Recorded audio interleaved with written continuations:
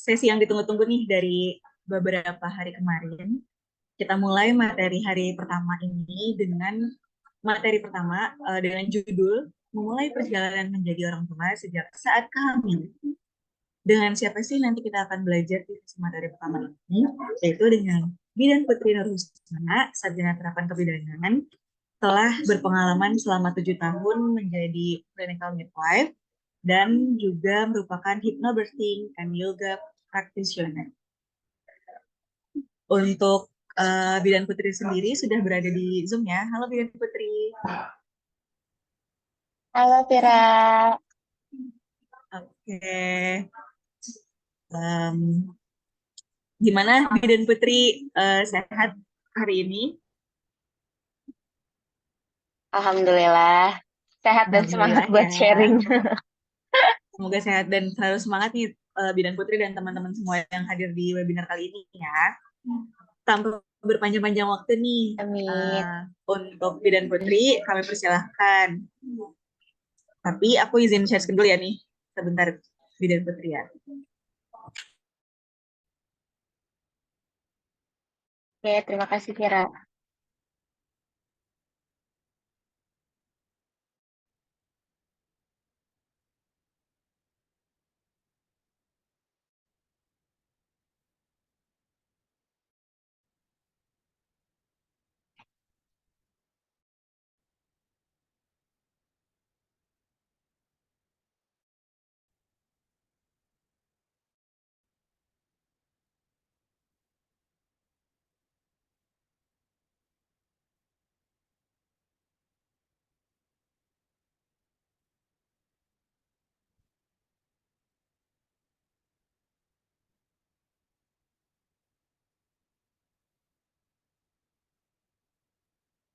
Sudah terlihat belum ya, Bidan Putri?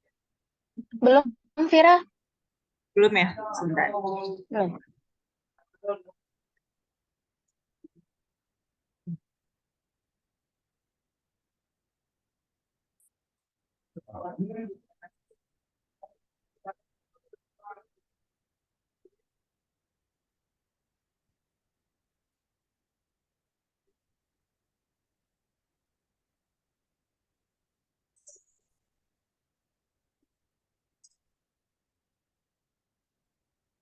Sekarang sudah terlihat? Udah, bentar masih loading kayaknya. Untuk waktu dan tempat, waktu dan layar, eh, aku persilahkan Bidan Putri. Terima kasih. Oke, selamat pagi semuanya. Salam kenal. Kayak yang tadi udah dikenalin ya sama Vira. Aku Bidan Putri, salah satu expert di Mi Familia. Hari ini akan sharing tentang memulai perjalanan menjadi orang tua sejak masa kehamilan. Kenapa sih ngambil topik ini? Karena memang biasanya masih kebanyakan ibu hamil dan bapak hamil itu merasa kalau masih hamil ya belum jadi orang tua gitu ya. Padahal sebenarnya perjalanan menjadi orang tua itu dimulai dari masa kehamilan. Nah, kenapa sih dibilang kalau misalkan mulainya dari masa kehamilan? Hari ini kita akan bahas ya. Semoga bermanfaat. Silakan Vira, next.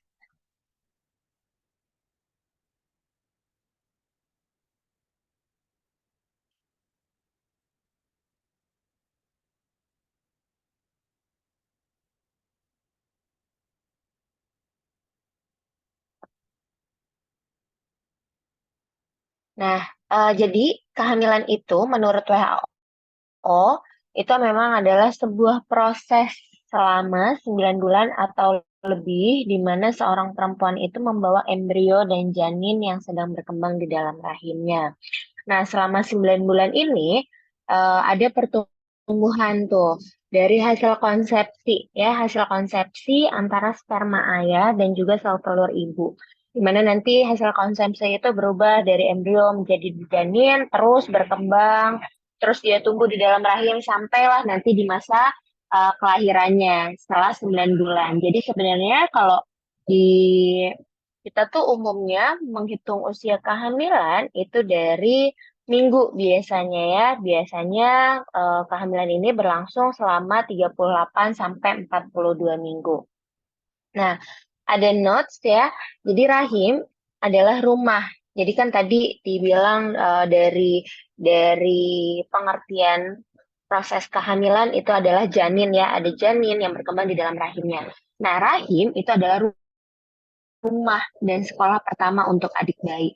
Dan ayah, ibu adalah guru pertamanya. Makanya kenapa dibilang kalau perjalanan jadi orang tua itu dimulai dari masa kehamilan. Selama hamil itu adik bayi udah punya banyak kebutuhan. Kebutuhannya itu bukan cuma secara nutrisi aja, tapi banyak lainnya. Terus dia sudah mulai belajar juga. Jadi nggak dianggap kalau bayi di dalam rahim itu ya udah dia hanya tumbuh aja gitu ya. Dia hanya tumbuh aja padahal banyak perkembangan-perkembangan lainnya di mana dia juga bisa belajar dan guru pertama untuk adik adalah ayah dan ibunya. Boleh next?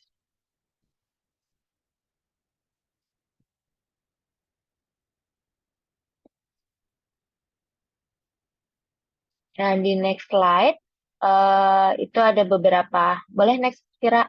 Ini ada beberapa cara gimana sih bayi itu belajar di dalam rahim. Jadi ada 3 cara ya.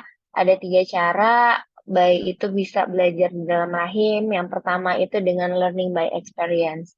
Biasanya yang dia pelajari dengan cara ini adalah suara dan rasa.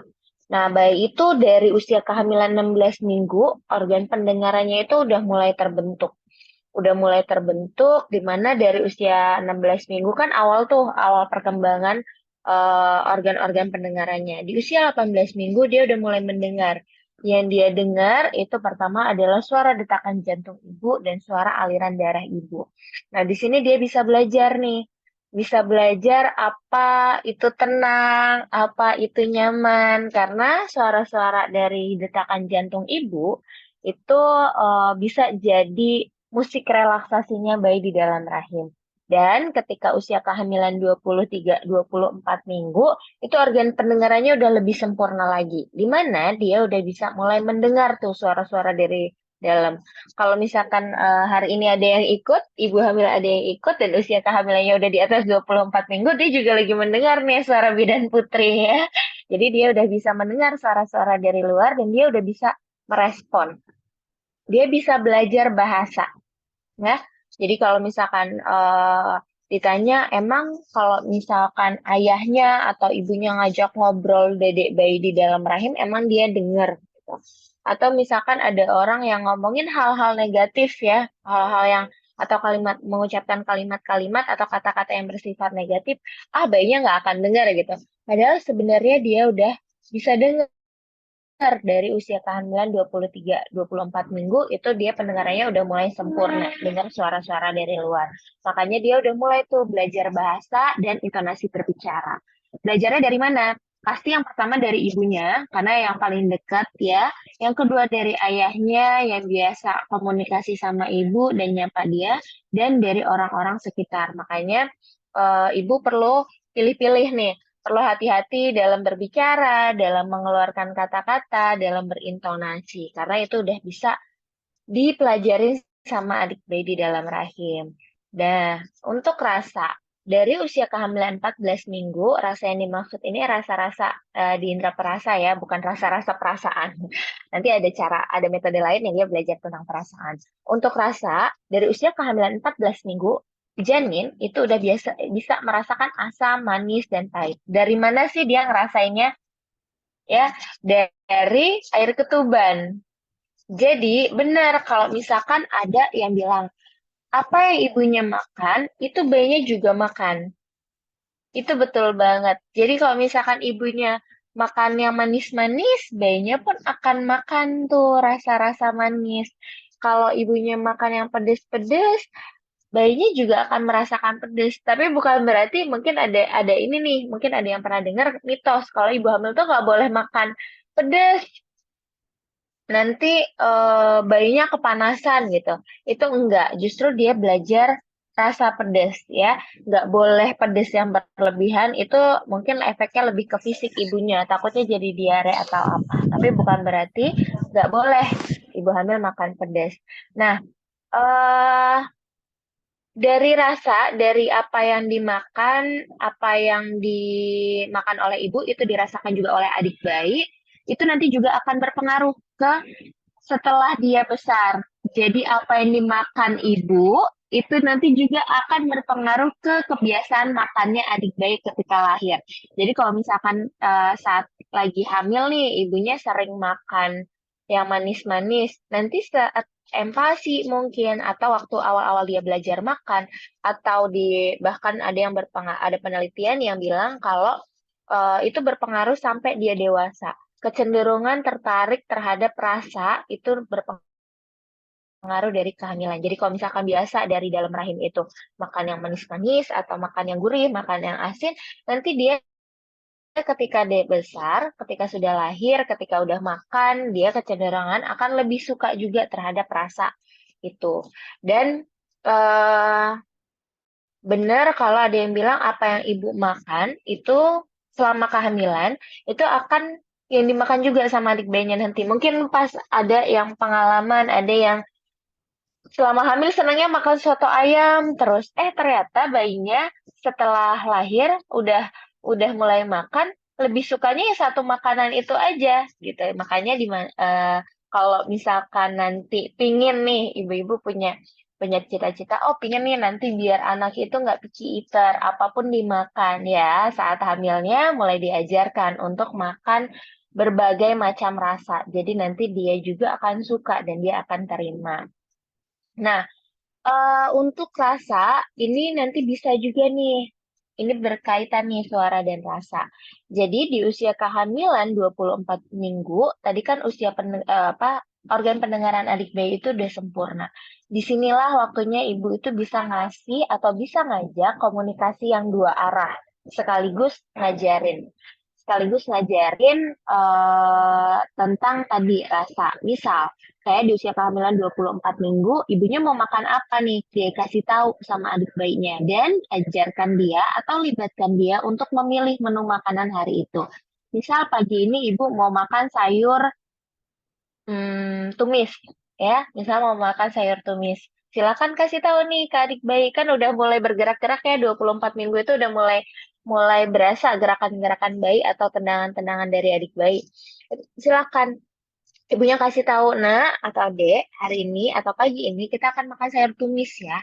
Sayur tumis itu kasih tahu tuh spesifiknya. Sayur tumis itu rasanya asin, dia nggak berkuah, banyak sayurannya, lebih sedikit berminyak. Nah, nanti saat siang atau malam hari makan sayur yang beda bentuknya, ya, beda jenisnya. Misalkan mau sayur bening gitu ya, atau sayur sop. Kasih tahu, nah atau dek, kita sekarang makannya sayur bening ya, sayur sop. Sayur sop itu dia lebih berkuah, ada sayurannya juga, dia lebih segar. Nah, itu terus diulang sampai mungkin dua tiga kali ketemu dengan jenis makanan yang sama, bisa tuh nanti ditanya ke adik bayinya. Hari ini kita mau makan apa nih? Gitu ya. Kemarin udah ngerasain sayur tumis itu yang kering, nggak ada kuahnya. Terus udah ngerasain juga sayur sop yang berkuah dan gimana waktu ibu ngejabarinnya, ngedeskripsiinnya, tanya hari ini kita mau makan apa. Kalau misalkan mau makan sayur tumis, tendang perut bunda ya, atau tendang perut ibu ya. Kalau mau makan sayur sop, berarti nggak usah tendang. Kalau misalkan dia tendang, nanti diulang lagi. Oh, berarti mau makan sayur tumis ya. Nah, disitulah udah mulai diajarkan bayi itu mengambil keputusan. Ya, jadi itu juga stimulasi untuk kemampuan dia nanti. Terus yang kedua adalah learning by repetition. Ini adalah kebiasaan-kebiasaan. Jadi rutinitas ibu itu bisa juga jadi salah satu cara dia belajar. Biasanya yang diajarkan adalah rutinitas sehari-hari, kayak pola aktivitas. Di usia kehamilan 28 minggu atau masuk trimester 3, bayi itu udah bisa respon terhadap cahaya. Nah, kalau punya cita-cita nih, jadi ada banyak ibu-ibu yang habis lahiran itu, salah satu hal yang dia keluhin adalah, aduh begadang nih, begadang karena bayinya malam tuh aktif banget bidan. Justru kalau misalkan pagi dia tidur terus. Nah, sebenarnya itu pola aktivitas itu bisa diajarkan dari dalam rahim. Ya, bisa diajarkan dari dalam rahim, dia bisa belajar ngerespon. Jadi dari usia kehamilan 28 minggu itu kan bisa ngerespon terhadap cahaya. Jadi diajarkan konsep pagi dan malam. Jadi kalaupun bayi itu bangun, ya setelah bayi lahir dia bangun di malam hari, dia tuh cuma bangun untuk nyusu, tapi tidur lagi. Karena biasanya yang bikin begadang itu udah dia bangun untuk menyusuin, terus bayinya ngajak main. Ya melek dia matanya seger, ibunya akhirnya kan nggak tega untuk ninggalin tidur atau takut nanti posisinya berubah nggak kelihatan gitu ya, nggak kepantau. Nah itu bisa diajarkan. Caranya itu bisa pakai respon cahaya. Kalau misalkan memang itu udah jam istirahat, misalkan jam 10 malam nih. Biasanya kan memang bayi-bayi itu aktif ketika malam hari, ibunya udah posisi enak, mau tidur, dianya bergerak-gerak ya. Dia bergerak-gerak. Nah, itu waktu untuk diajarkan. Jadi boleh ditepuk di bagian mana dia bergerak, terus dikasih tahu, digelapin semua ruangannya, benar-benar kalau bisa nggak ada cahaya, digelapin, terus dikasih tahu, ini ya sekarang gelap. Ini jam 10 malam. Jam 10 malam, ini waktunya kita untuk istirahat. Besok pagi kita akan bangun di mana situasi atau suasananya lebih terang, badan kita lebih sehat sekalian. Ini ya kasih afirmasi, badan kita lebih sehat, badan kita lebih siap untuk aktivitas. Ya, itu diajarin. Jadi boleh waktu dia aktif-aktifnya di malam hari, silakan dikasih respon, boleh ditepuk atau diusap bagian mana dia bergerak, terus dikasih tahu ini jam 10 malam gitu. Jadi sekaligus ibunya ngajarin tentang waktu ya, tentang waktu. Nah, pagi harinya saat bangun, ibunya jangan lupa tepuk lagi ya. Biasanya kalau misalkan lagi tidur ya ditepuk. Mungkin kalau diusap rada-rada kurang respon bayinya. Jadi ditepuk bagian mana yang dia semalam bergerak atau bagian mana yang dia sering bergerak. Terus dikasih tahu ini udah pagi hari jam berapa. Misalkan jam 5. Ini udah jam 5 pagi, kita waktunya untuk aktivitas ya nak, gitu. Dan diterang-terangin ruangannya. Bila perlu, disenterin tuh bagian perutnya. Jadi itu cara ngebangunin bayi di dalam rahim. Ditepuk, itu pakai gerakan ya, mungkin nanti bayinya tuh akan ngerasa ada guncangan ya. Kalau ditepuk itu kan ada getaran ke dalam rahimnya, ke dalam air ketubannya, terus ditambah respon cahaya, dikasih tahu ini jam 5 pagi kita akan aktivitas. Dan terus dikasih tahu, misalkan ibunya mau berangkat kerja, sekarang jam 7 pagi, mataharinya udah lebih terang ya, mataharinya udah lebih tinggi. Sekarang kita mau keluar rumah, kita mau aktivitas, kita mau kerja. Mama mau kerja gitu ya, atau ibu mau kerja. Nanti mohon kerjasamanya ya. Terus tuh diajak komunikasi, nanti malamnya sama.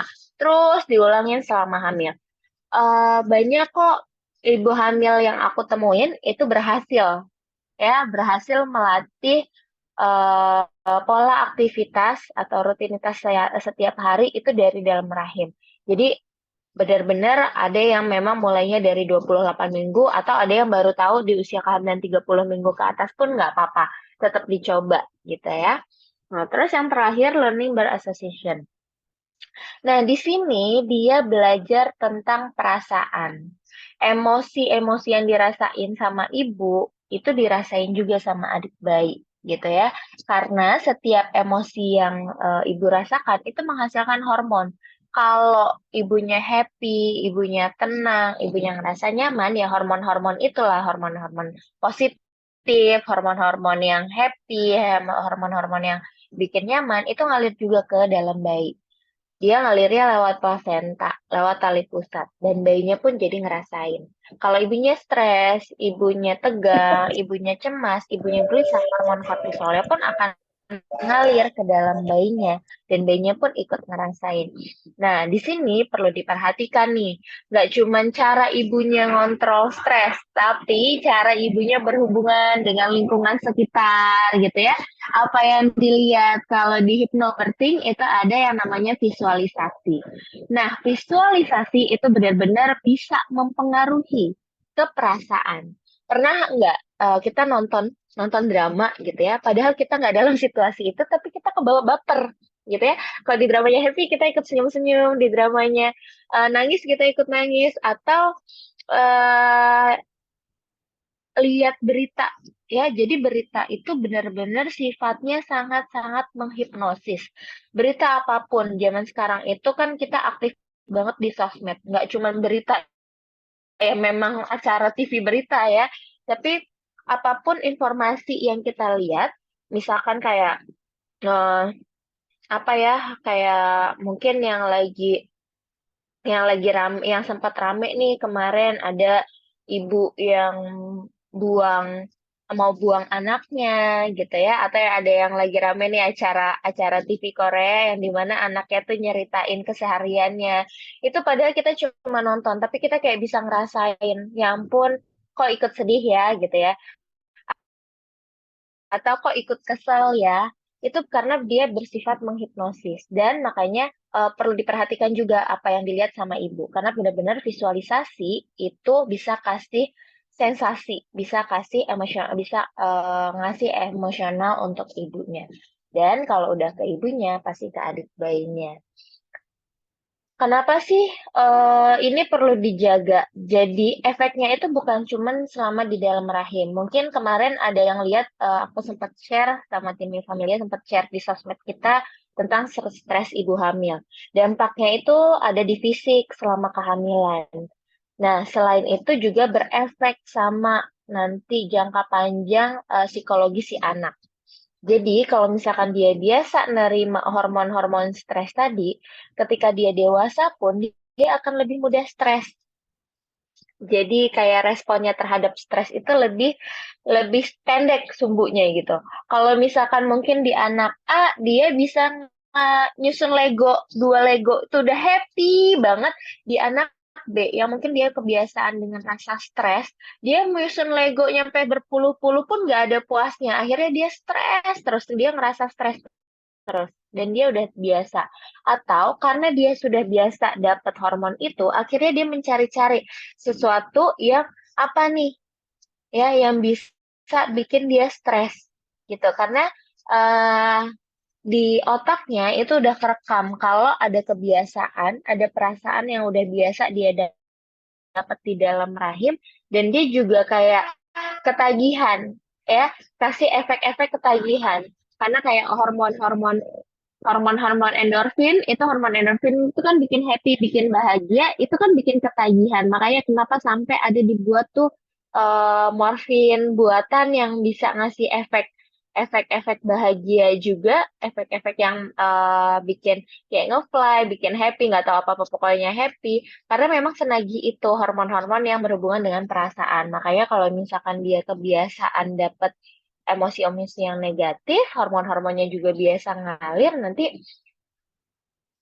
ketika dewasa atau nggak dewasa deh, biasanya di usia kehamilan, di usia anak 3 tahun, di mana dia udah bisa belajar tentang perasaan, tentang emosi, itu dia biasa mengeluarkan itu. Nah, stimulusnya ketika udah lahir ya, udah di situ PR-nya untuk ibu dan ayah akan lebih besar lagi. Jadi kalau bisa dilatih dari dalam rahim kan kenapa enggak? Gitu. Boleh next slide, Tira.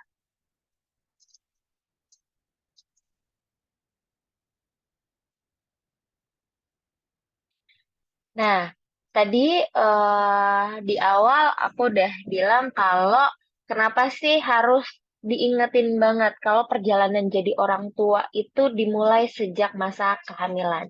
Karena memang ada yang namanya 10 hari pertama kehidupan. Dan 10 hari pertama, 1000 hari pertama kehidupan. Dan 1000 hari pertama kehidupan itu dimulai dari masa kehamilan. Ya, ini adalah fase kehidupan. Fase kehidupan ini dimulai dari terbentuknya tadi yang janin, terus dia lahir, itu ada di 1000 hari pertama kehidupan, di mana di kehamilan itu ada 270 hari sampai anak berusia 2 tahun, 730 hari. Nah, saat fase ini atau pada periode ini, organ-organ vital seperti otak, hati, jantung, ginjal, tulang, tangan, lengan, kaki, organ tubuh lainnya itu terbentuk dan lagi berkembang-berkembangnya. Nanti setelah usia 2 tahun itu ibaratnya kayak istilahnya itu kayak tinggal ngebesarin aja. Tapi pembentukannya itu dari 1000 hari pertama ini. dari masa kehamilan.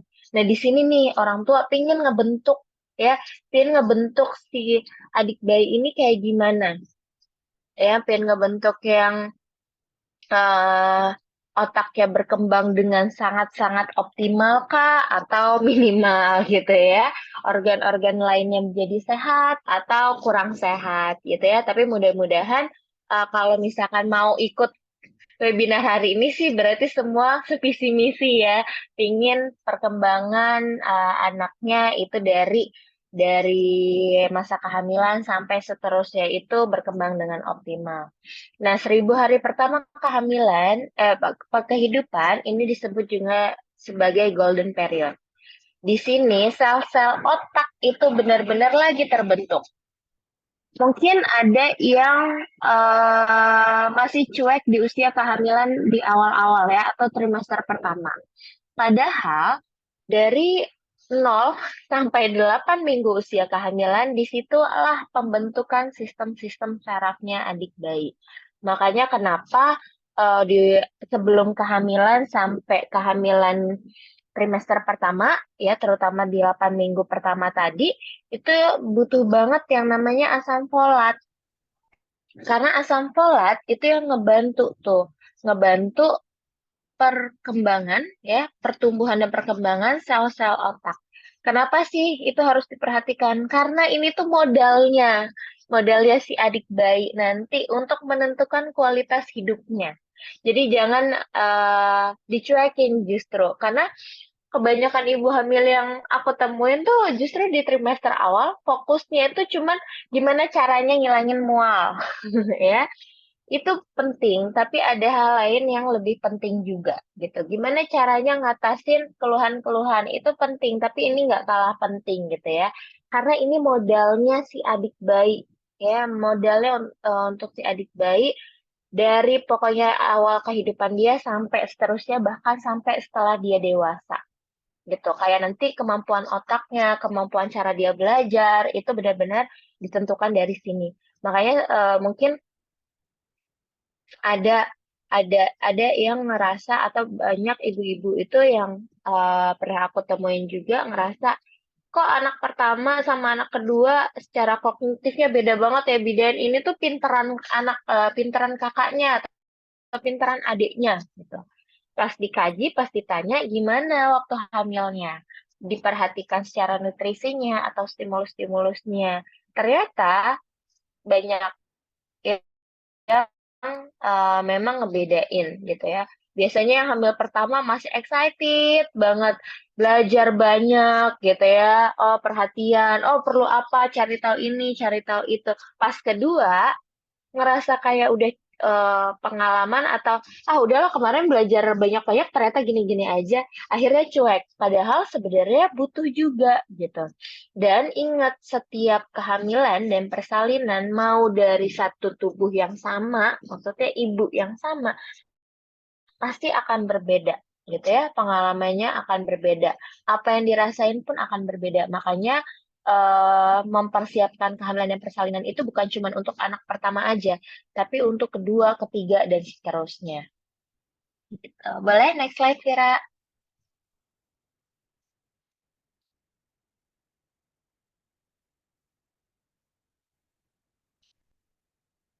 Nah, terus gimana sih caranya supaya bisa dapat pengalaman kehamilan sampai persalinan yang sehat dan menyenangkan? Jadi kenapa nggak cuman sehat aja, tapi juga harus senang, ya? Karena banyak yang alhamdulillah sehat-sehat aja, bayinya tumbuh dengan sehat, tubuh ibu juga sehat, tapi ternyata ibunya ngalamin trauma di kehamilan dan persalinannya. Ternyata ibunya ngerasain trauma, kayak eh bahkan mungkin ada yang sampai saya nggak mau lagi gitu ya hamil, saya nggak mau lagi melahirkan gitu. Makanya kenapa ini ya satu paket yang harus bersamaan, sehat dan menyenangkan. Karena menurut WHO pun, pengertian sehat menurut WHO pun sehat secara fisik, sehat secara mental dan sosial. Jadi dari proses kehamilan dan persalinan ini pun harus seimbang ya, sehat dan menyenangkan. Boleh next slide, Vira? Nah, ini ada yang perlu dipersiapkan ya, ada yang perlu dipersiapkan ketika tahu ibu itu hamil. Persiapan ini bukan hanya ibunya yang mempersiapkan, tapi ayahnya juga ikut terlibat dalam mempersiapkan kehamilan dan persalinan. Karena pentingnya tadi ingat, eh, janin, adik bayi yang berkembang di dalam rahim itu hasil konsepsi berdua, bukan ibunya aja. Jadi itu adik bayi adalah tanggung jawab berdua dari kehamilan. Ingat dari kehamilan dia udah hidup, jadi itu udah tanggung jawab orang tua. Dan orang tua itu adalah ayah dan ibu, ya. Yang pertama itu pengetahuan. Siapin pengetahuannya. Silakan belajar banyak tentang kehamilan dan persalinan. Karena kebanyakan ibu hamil yang aku temuin, jadi mungkin kalau Bidan Putri akan akan banyak sharing pengalamannya dari pengalaman yang ditemuin ya, gitu ya. Dari pengalaman yang ditemuin, dari ibu-ibu yang ditemuin, kebanyakan ibu hamil itu mempersiapkannya jomplang nih dari tiga hal ini. Padahal tiga hal ini tuh penting, harus seimbang juga. Ada pengetahuan, fisik, mental, dan spiritual.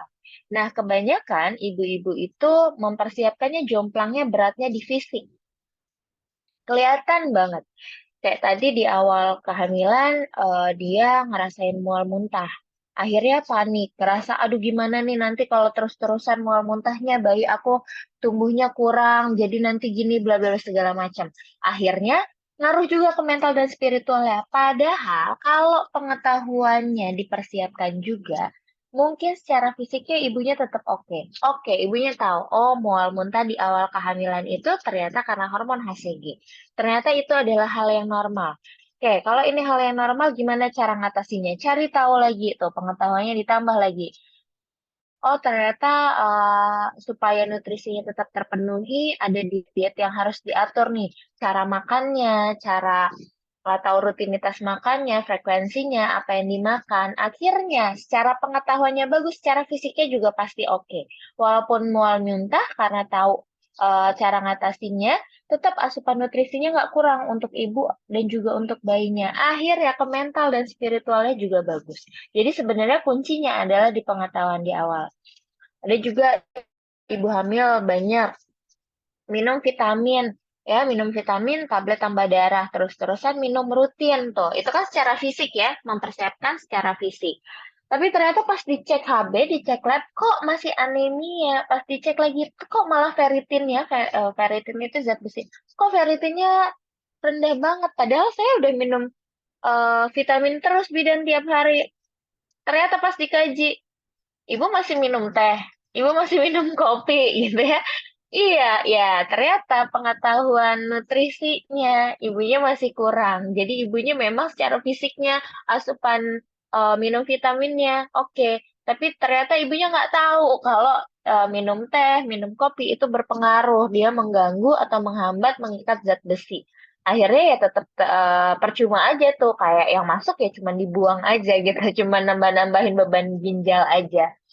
Makanya perlu ini persiapannya tiga hal ini perlu seimbang ya, terutama di pengetahuan. Karena kalau pengetahuannya bagus, insya Allah secara fisiknya juga oke, akhirnya ke mental dan spiritualnya juga oke. Karena biasanya mental dan spiritual ini dipengaruhi dari fisik, misalkan kayak ngerasa eh, keluhan-keluhan dan lain-lain, ngerasa gelisah, stres, cemas, akhirnya kan ke mental dan spiritualnya juga keganggu.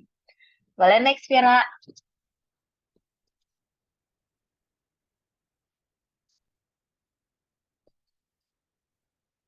Nah, ini ada beberapa hal. Tadi kan ini cuman beberapa ya, cuman sebagian kecil. Sebenarnya banyak. Nanti silakan dieksplor lagi.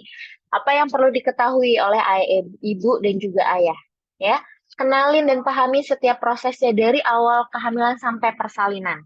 Kenapa sih harus kenalan? Jadi tahu, kalau misalkan tahu, oh kehamilan itu ini, persalinan itu ini, oh ternyata ada yang berubah dalam tubuhnya dan itu hal yang normal. Itu tadi akan mempengaruhi, oh jadi lebih siap untuk menghadapi prosesnya,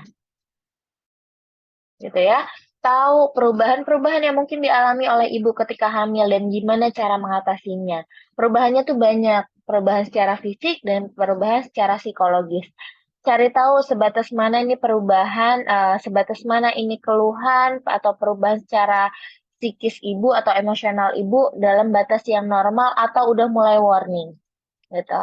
Pelajari hal-hal yang dibutuhkan oleh ibu dan juga janin ketika di dalam rahim. Kayak tadi contohnya nutrisi, terus tahu ibu tuh butuh, selain nutrisi ibu tuh butuh misalkan exercise apa, ibu perlu ngelakuin apa, stimulasi-stimulasi tadi ya untuk ngebantu kecerdasan bayinya dari dalam rahim gitu ya. Terus kayak aktivitas fisik yang gimana yang bisa ngebantu untuk ngatasin tadi keluhan-keluhan yang mungkin muncul selama kehamilannya. Terus buat support system yang bisa memberikan dampak positif untuk kehamilan ibu ya.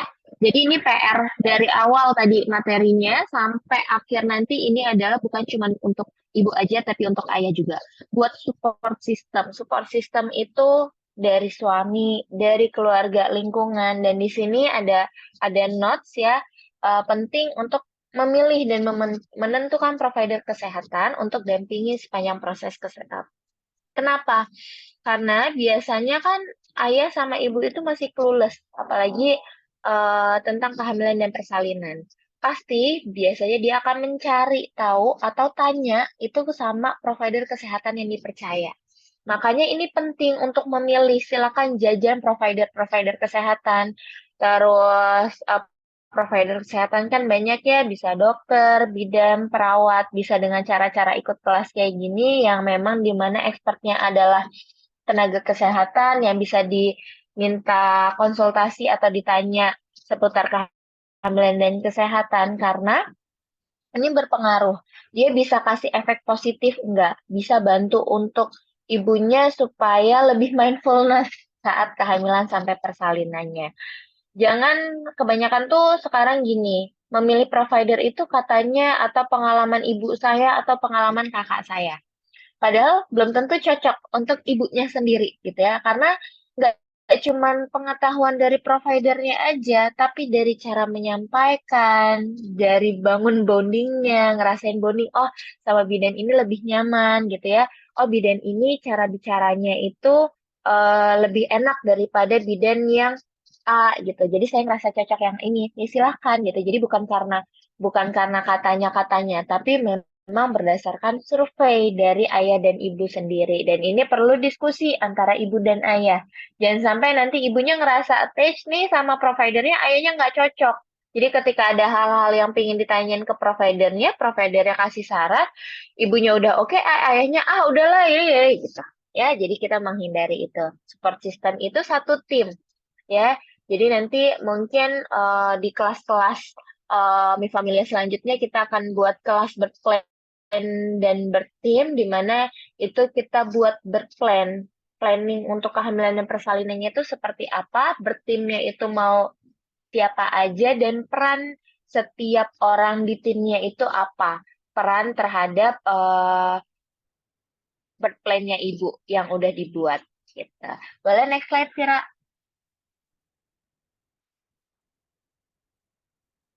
Nah, ini ada beberapa hal yang bisa ayah lakukan, ya.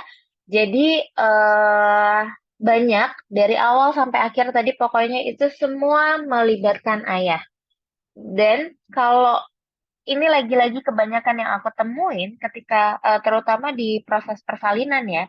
Saat proses persalinan itu kelihatan banget biasanya ayah yang lebih tegang dibandingkan dengan ibu. Kalau ditanya alasannya, banyak gitu ya, banyak. Karena memang ayah nggak ngerasain secara fisik. Tapi secara emosional ayah itu harus eh memfasilitasi ibu. Gimana caranya supaya emosionalnya ibu ini terjaga. Ya, makanya ini ada beberapa hal yang bisa dilakukan biar ayahnya nggak bingung. Biar ayahnya nggak cuman panik aja, cuman bolak-balik atau bahkan ada yang akhirnya cuek karena nggak tahu ya udahlah yang hamil istri saya ya udahlah udah ada bidan atau dokter ini gitu akhirnya ayahnya nggak ngelakuin apapun padahal ada banyak ya contoh ini yang 4 hal yang di share hari ini adalah beberapa contoh aja. Yang pertama itu beri dukungan secara emosional pada ibu. Tanya perasaannya, kasih pelukan ya, kasih rasa nyaman untuk ibu. Karena ibu sendiri pun mungkin dia bingung sama perasaannya ketika hamil. Ada mood swing. Dan dia sendiri, kok aku tiba-tiba sedih ya, kok aku tiba-tiba gini tuh, kok aku tiba-tiba ngerasa males banget hari ini. Dan itu bisa jadi hal yang normal karena ada perubahan hormon dalam diri ibu. Nah, peran ayah di sini adalah beri dukungan secara emosional. Bukannya malah, ah gitu aja baper banget, ah gitu aja sensi banget, bukan. Jadi divalidasi perasaannya ibu, oke ya nggak apa-apa, ingat kamu lagi hamil gitu ya, mungkin ada perubahannya, yuk coba sekarang relaksasi. Ya, tanya perasaannya setiap hari. Hari ini apa yang dirasain dan tanya perasaan ibu ini bukan cuma saat hamil, tapi terus sampai nanti setelah melahirkan. Ya, mungkin besok akan dibahas tentang new mom, peran ayah itu gimana, karena penting banget nanyain tentang perasaan ibu, apa yang dirasain sama ibu gitu. Jadi ibu nggak ngerasa sendirian. Terus terlibat dan ikut belajar dalam mempersiapkan kehamilan sampai persalinannya. Nah, jadi yang pinter nggak cuman ibu sama adik bayi, tapi ayahnya juga ikut pintar. Jadi ayahnya itu bisa memfasilitasi. Ingat, kita, bidan dan dokter itu hanya fasilitator. Pemeran utama dalam proses kehamilan dan persalinan itu adalah ibu, ayah, dan adik bayi. Jadi kita hanya memfasilitasi. Yang buat cerita pengen pengalaman kehamilan dan persalinan yang menyenangkan ya ayah dan ibu terutama ya, yang nanti efeknya akan dirasakan juga sama adik bayi. Berikan sentuhan dan ajak komunikasi janin di dalam rahim. Jadi tadi yang bisa ngajarin pola aktivitas itu nggak cuma ibu, tapi ayahnya juga. Ajak komunikasi dua arah, bangun bonding. Nah, mungkin zaman sekarang banyak juga pasangan-pasangan yang LDM. Walaupun LDM, walaupun jauh dari ayahnya, itu pasti komunikasi kebaik tetap sampai bisa komunikasi langsung lewat telepon atau cuma dalam hati aja. Jadi kalau kayak di hypnobirthing pun kita ajarin deep komunikasi, deep communication ke adik bayi. Itu cara kayak komunikasi pakai suara hati ya. Itu tujuannya adalah untuk menguatkan ikatan batin antara ayah dan adik bayi. Ayah, ibu, dan adik bayi. Dan manfaatnya ayah dekat sama adik bayi itu luar biasa banget. Ya, mungkin kalau dibahas sekarang nggak cukup waktunya. Mungkin nanti akan dibahas di kelas-kelas yang lainnya. Nah, pastikan ibu dan adik bayi mendapatkan asupan nutrisi yang baik sebagai reminder. Ya, ayah sebagai reminder. Nah, di sini lagi-lagi diingetin, janin adalah hasil konsepsi dari sperma ayah dan sel telur ibu. Jadi hamil itu adalah proses berdua, bukan hanya ibu. Dan tadi cerita pengalaman kehamilan dan persalinan itu yang bangun adalah ayah, ibu, dan adik bayi. Karena pemeran utamanya adalah ayah, ibu, dan adik bayi. Kita bidan dan dokter dan perawat, provider kesehatan itu sebagai fasilitator. Kita siap memfasilitasi ayah, ibu, dan adik bayi pingin buat skenario pengalaman kehamilan dan persalinan yang seperti apa. Gitu.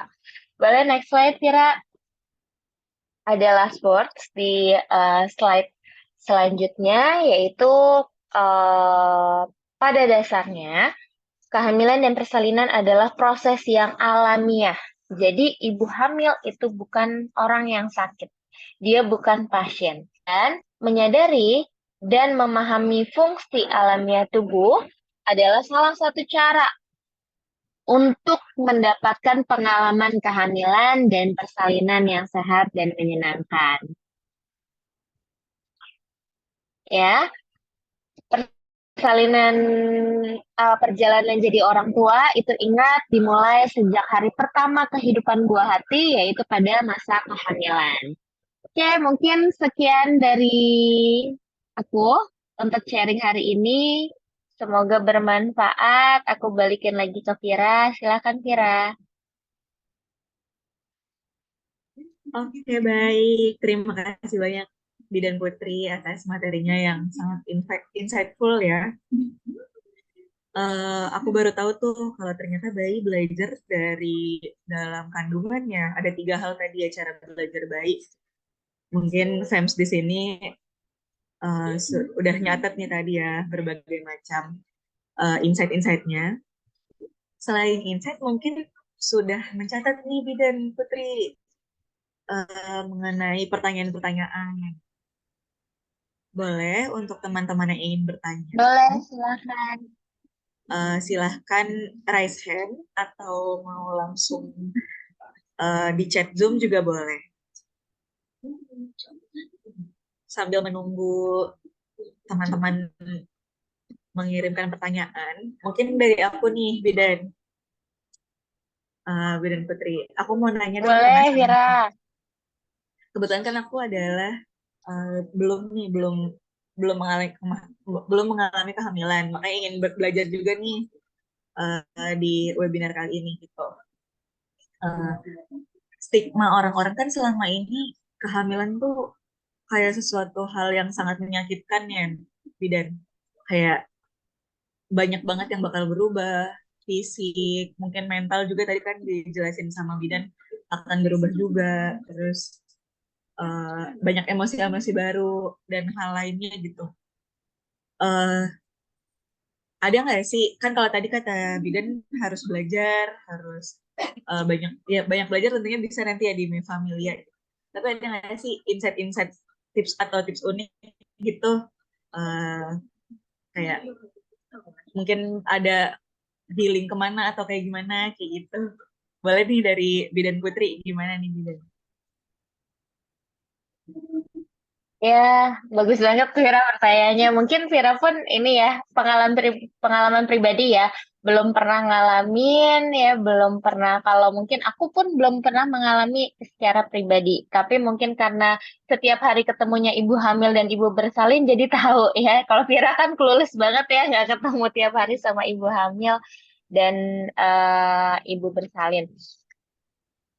Jadi benar, stigma masyarakat di kita itu banyak yang bilang mungkin lebih ke persalinan apalagi ya. Persalinan itu hal yang menyeramkan.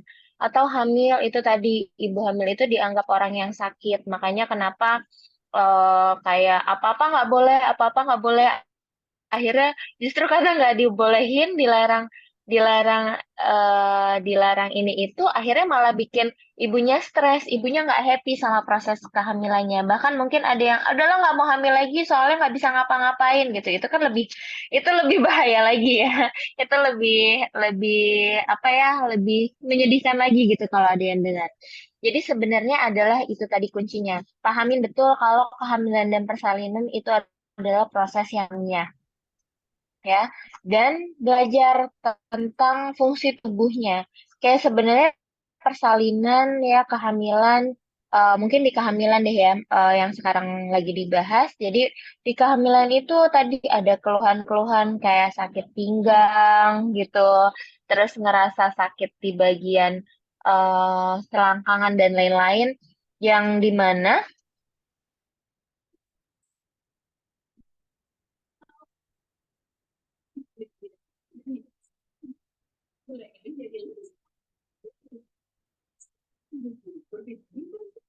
Bidan ya. Putri. Nah, pahamin dulu tuh tadi. Ya, pahamin dulu. Kalau itu tuh hal yang alamiah. Terus pelajarin, oh gimana ya caranya supaya nyaman, yang tadi sakit pinggangnya hilang, terus tadi walaupun ada mual-mual tetap bisa dirasain dengan atau dijalanin dengan santai, nggak panik, nggak worry, terus kayak diproses persalinan contohnya, mungkin yang kedengeran orang-orang itu proses persalinan itu hal yang negatif sifatnya, antara hidup dan mati. Wah, itu kan kayak luar biasa, malah malah nakutin ya, antara hidup dan mati. Terus sakitnya luar biasa. Akhirnya stigma-stigma itu kerekam di pikiran bawah sadarnya. Nah, ini mungkin ada keterkaitannya sama teknik hypnobirthing sih, Vira.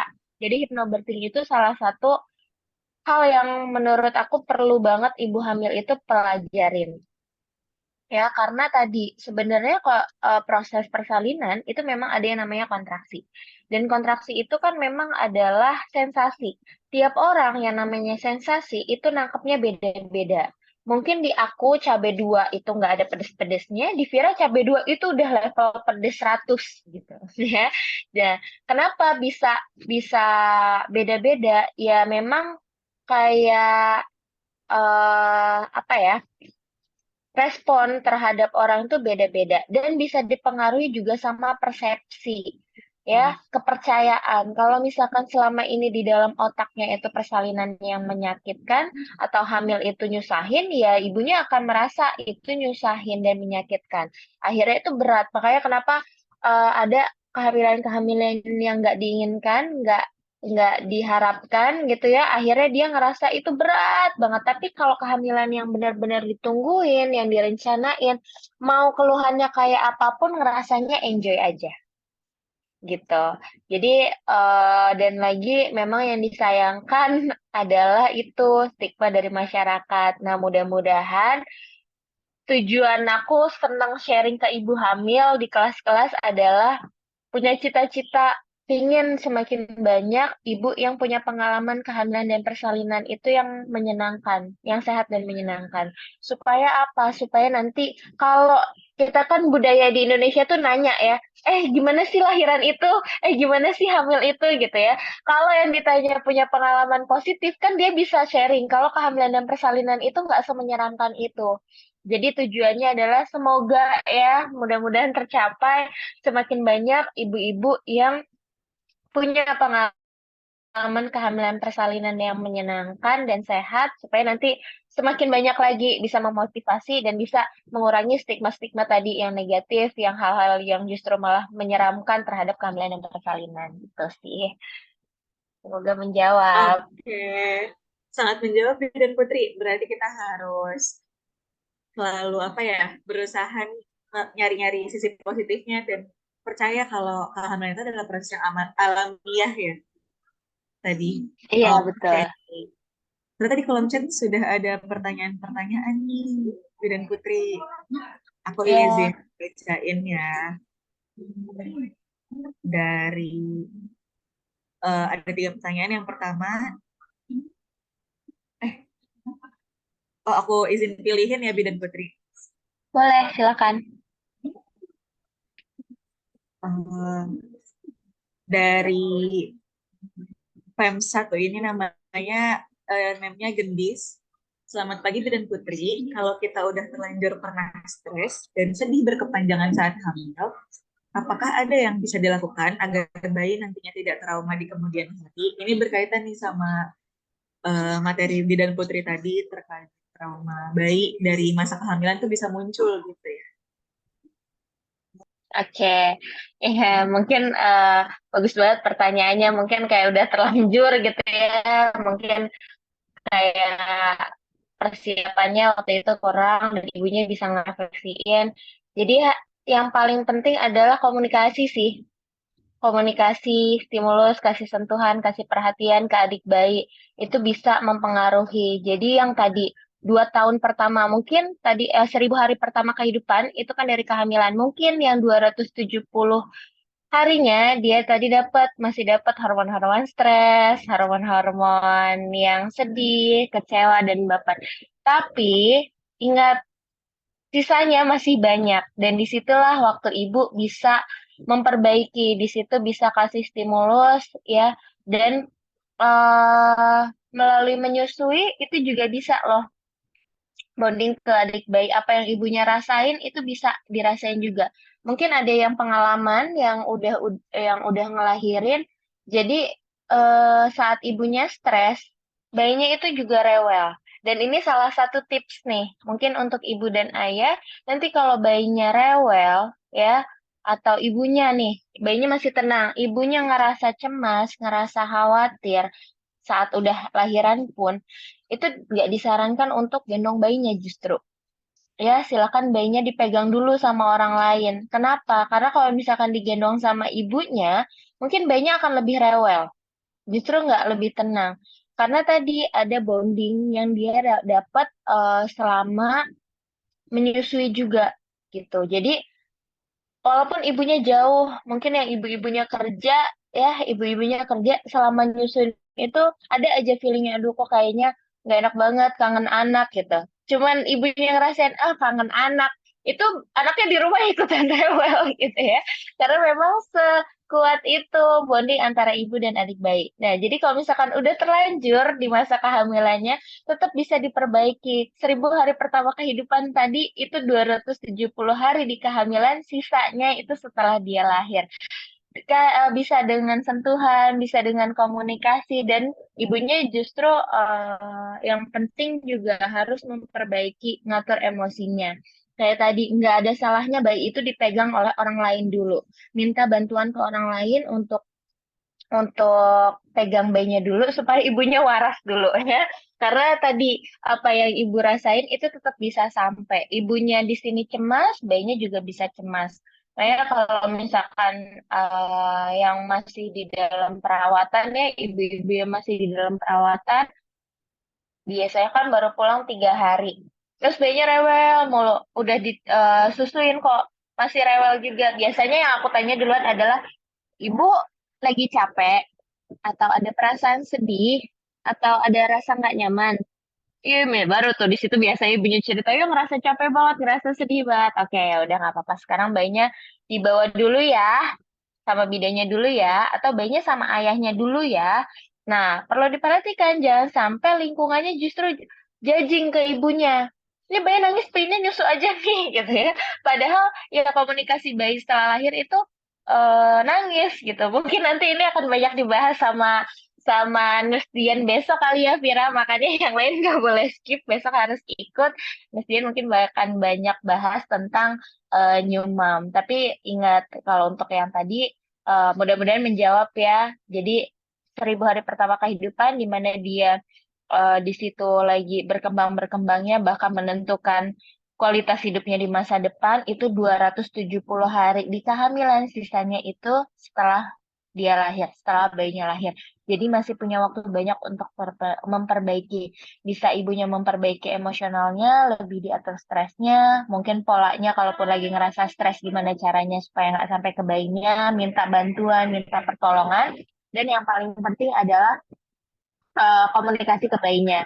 Karena apapun, walaupun dia belum belum kelihatannya belum tahu apa-apa, belum bisa bahasa apa-apa, tapi sebenarnya dia udah belajar, bahkan sejak di dalam rahim tadi dia udah belajar bahasa, dia udah belajar tentang intonasi, dia udah belajar tentang rasa dan emosional.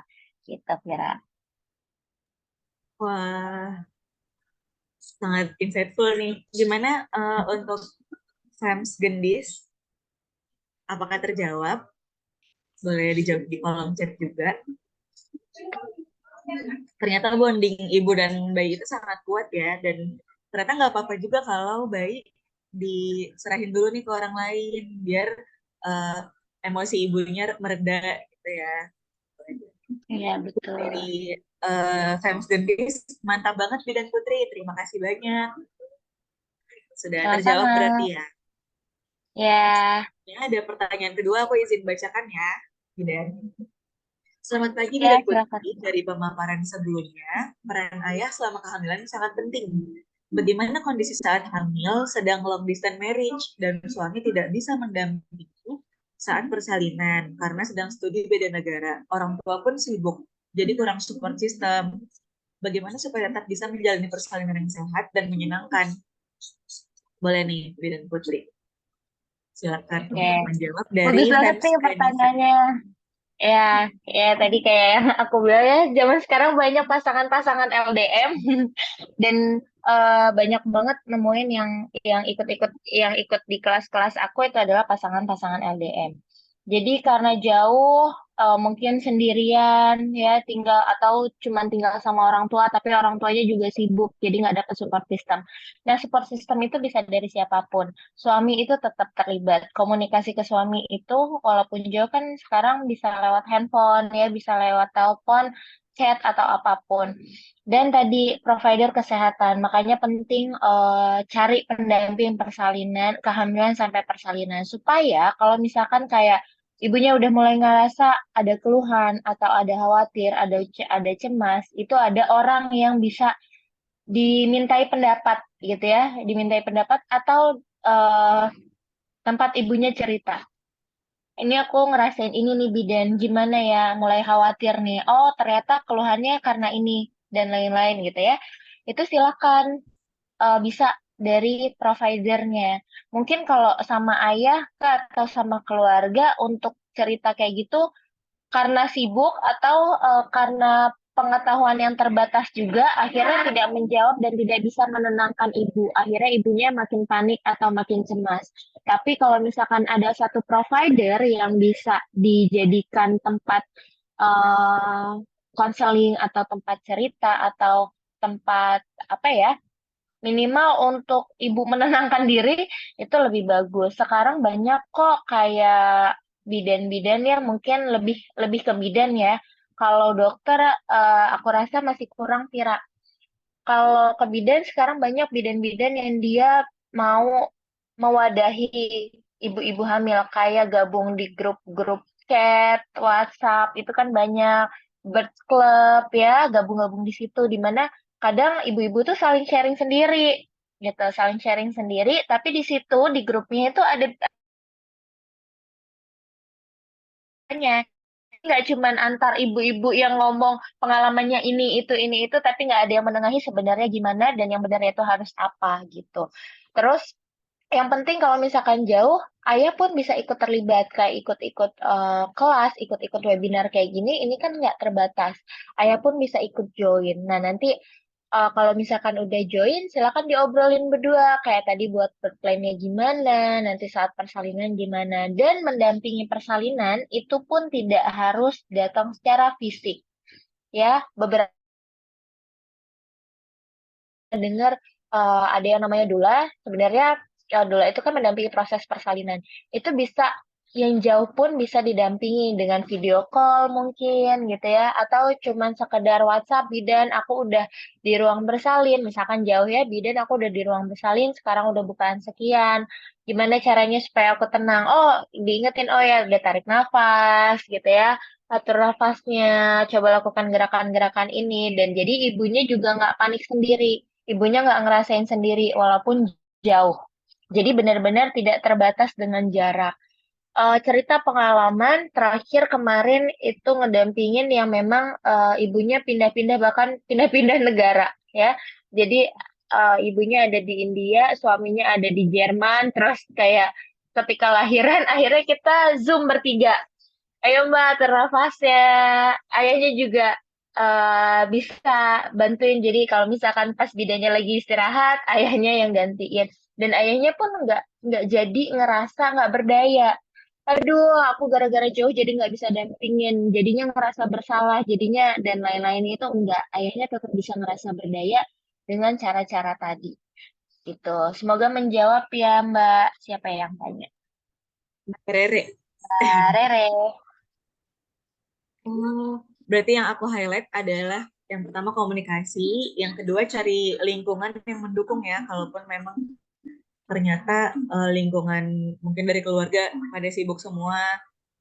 Jadi bisa nih Ya, nanti tuker-tuker info di grup Mi Familia juga ya, Bidan Putri ya. ya bisa. Kan jadi lingkungan Bisa baik juga Mi buat Familia salah satu sharing-sharing. wadahnya ya. Iya, jadi bisa salah satu wadah gitu ya buat Mbak Rere. Apakah menjawab Mbak Rere, Mama Rere, Fems Rere?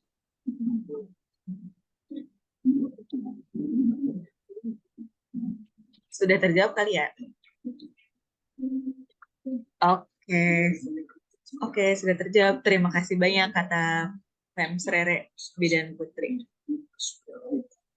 Dengan senang hati Mbak Rere, sehat-sehat Selanjutnya ya. nih Bidan, ada pertanyaan dari Fems Efri Anisari. Pertanyaannya, halo Bidan, aku dari awal kehamilan belum pernah minum susu hamil, tapi rutin setiap hari aku minum asam folat, mulai dari asam folat stripan, hingga sekarang aku berganti ke Folamil. Karena menurut aku Folamil kandungannya tidak hanya asam folat saja. Pertanyaannya, apakah nggak apa-apa jika aku hanya minum Folamil saja, tidak dibantu dengan susu? Silakan Bidan Putri. Bagus banget. Ini bagus banget pertanyaannya. Jadi, aku mau sharing dulu ya. Jadi, waktu itu pernah ikut workshop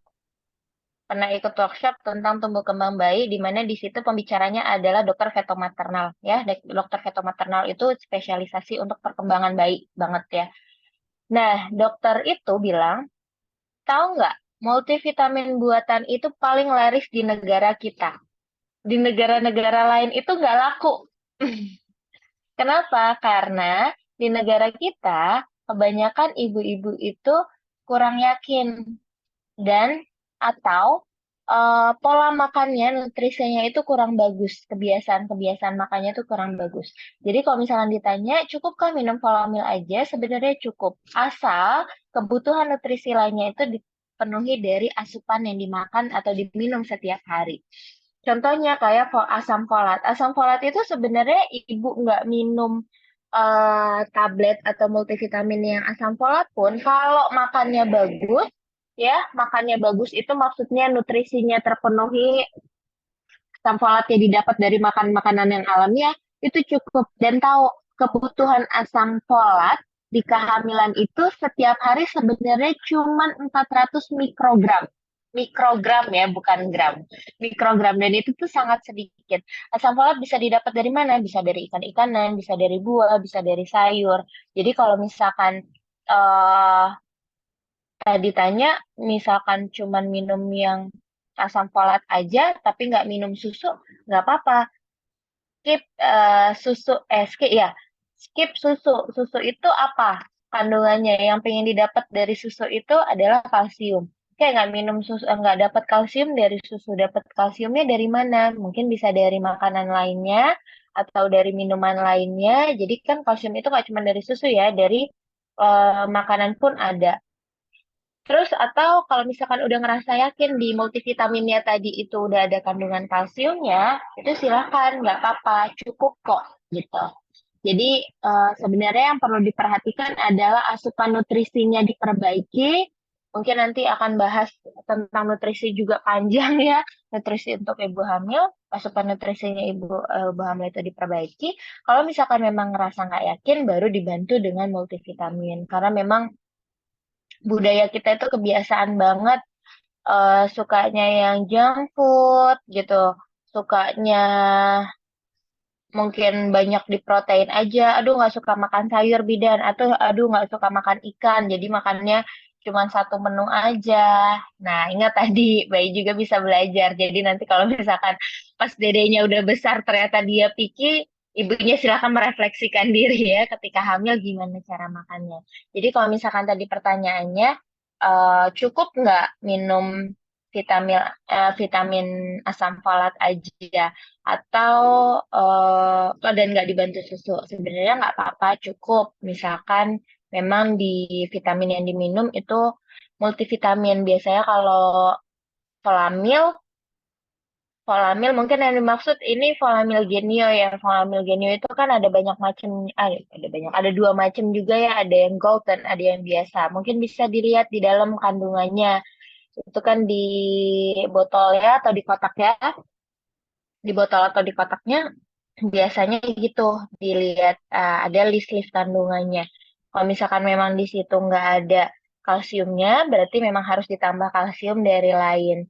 Misalkan nggak bisa minum susu, mungkin ada tablet kalsium yang tambahan, vitamin kalsium sendiri, atau bisa didapat dari sayur, buah, atau protein lain. Mungkin itu sih, Vira. Oke, ini ilmu baru juga nih buat aku. Ternyata nggak apa-apa ya berarti bidan. Nggak apa-apa. Jadi pokoknya Wah, sumber kalsium itu nggak cuma satu. oke. Dari Fams F3 Anisari juga nih, Masya Allah. Terima kasih banyak bidan. Dengan senang hati, semoga bermanfaat. Oke, dengan berakhirnya pertanyaan terakhir tadi, eh, Alhamdulillah nih kita sudah sampai selesai nih di materi satu. Karena selanjutnya akan ada materi kedua. Sebelumnya untuk Bidan Putri, terima kasih banyak ya untuk menyempatkan waktunya, karena telah menyempatkan waktunya hari ini untuk sharing-sharing ke FEMS Demi Familia. Sama-sama, terima kasih juga. Semoga semuanya sehat, dapat pengalaman yang senang dan sehat. Amin. Oke. Untuk Bidan Putri, dipersilahkan nih kalau ada kegiatan agenda selanjutnya, karena kita akan memanggil pemateri kedua.